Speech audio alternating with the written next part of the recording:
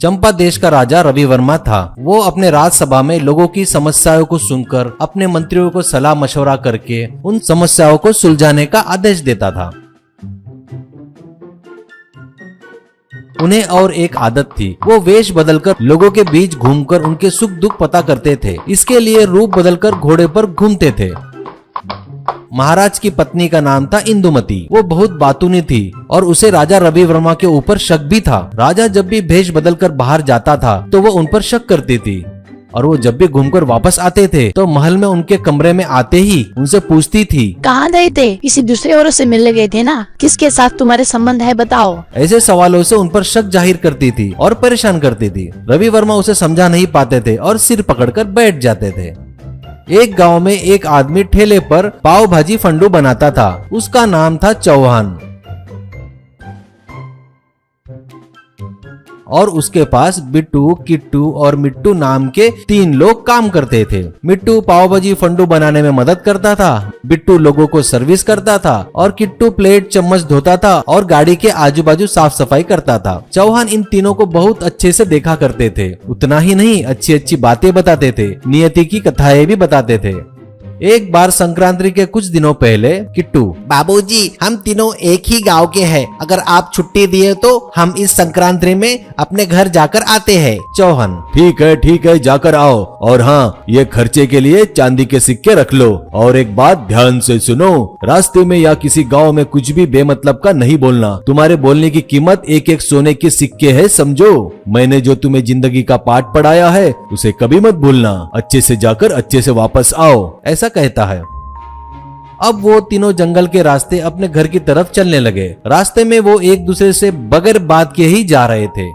एक जगह पर भेष बदलकर बैठे राजा ने उन्हें देखा। ये कैसे लोग हैं? चुपचाप जा रहे हैं। जवान लड़के हैं, कुछ तो बात करते होगे ना, लेकिन ये चुपचाप कैसे जा रहे हैं? महाराज ने उन्हें रोका। महाराज, बच्चों, कहाँ जा रहे हो? और आप लोग एक दूसरे से बगैर कुछ बोले चुपचाप कैसे जा रहे हो? मौन व्रत कर रहे हो क्या? ऐसा कहता है किट्टू। बाबूजी, हमारे मुख से निकलने वाली हर बात एक सोने के सिक्के जैसी होती है, ऐसा हमारे मालिक ने हमसे कहा है। इसलिए हम लोग बगैर मतलब के बात बिल्कुल नहीं करते।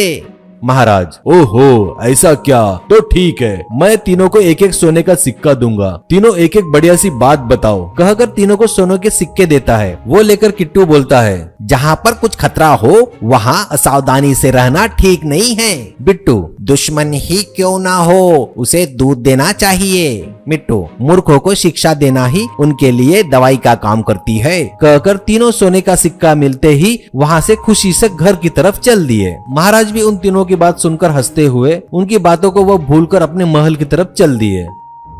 वह अपना भेष उतारकर राजा के जैसा तैयार हो गए। तभी राज्य के ज्योतिष आके कहते हैं, महाराज, आपका ही इंतजार कर रहा था। रोज जैसा देखता हूँ आज भी आपकी राशि भविष्य देखा है मैंने। महाराज, तो बताओ आज का मेरा राशिफल कैसा है? आज का दिन मेरे लिए कैसा रहेगा? ऐसा कहता है ज्योतिष। महाराज, आज का दिन तो आपका अच्छा गुजर जाएगा, लेकिन आज की रात आपको विषबाधा होने का संकेत है। इसमें आपके प्राणों की चिंता तो नहीं है, पर विषबाधा जरूर होगी, तो थोड़ा सावधानी से रहिए, कहकर चला गया। महाराज, ये क्या आज ऐसा कहकर गया है ज्योतिष? जान जाने का तो डर नहीं है, फिर भी मुझे सावधानी से रहना चाहिए। आज मैं अपने कक्ष में ही रहूंगा, कहीं नहीं जाऊंगा, रानी के पास भी नहीं जाऊंगा। रात होते ही महाराज अपने राज पलंग पर बैठे थे।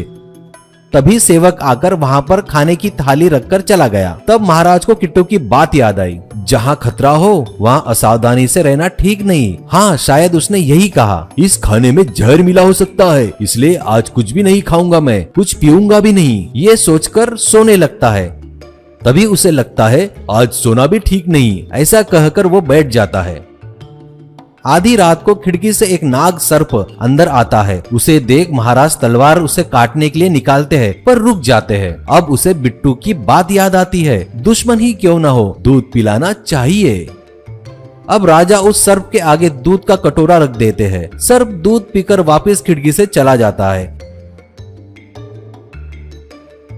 वैसे ही राजा सुबह तक अपने पलंग पर ही बैठे रहते हैं। इतने में महारानी वहाँ आती है और महाराज से रात भर कक्ष में क्यों नहीं आए कहने लगती है। महारानी, अब मत बोलना कि वेश बदलकर बाहर रहा था, ये कहानी मुझे मत सुनाओ। तभी महाराज रानी से पूरी बात बताते हैं कि उनके साथ में क्या होने वाला था। महारानी, झूठ, अब ये नया झूठ बोल रहे हो, रोज झूठ बोलते हो, ऐसा नहीं चलेगा। तुम्हारे आंखें भी देखो कैसे लाल है, तुम रात भर जाग कर बैठे हो। ऐसा बोलकर महाराज को परेशान करने लगी। तभी महाराज को मिट्टू की बात याद आती है कि मूर्खों को अगर सजा दी जाए तो दवाई का काम करती है। ये याद आते ही महाराज अपनी रानी को झापड़ मारते हैं। इससे वो घबरा जाती है। तब महाराज, मैं अगर चाहूँ ना तो कितने को भी रख सकता हूँ, कितनी भी शादियां कर सकता हूँ। वो मेरी अच्छाई है जो मैं ऐसा कुछ नहीं कर रहा हूँ तेरे से डर के, ठीक है? वो मैं तेरे पति होने के नाते मेरी जिम्मेदारी है, ये याद रख ले। इससे रानी सुधर गई। अब वो महाराज पर शक करना छोड़ देती है।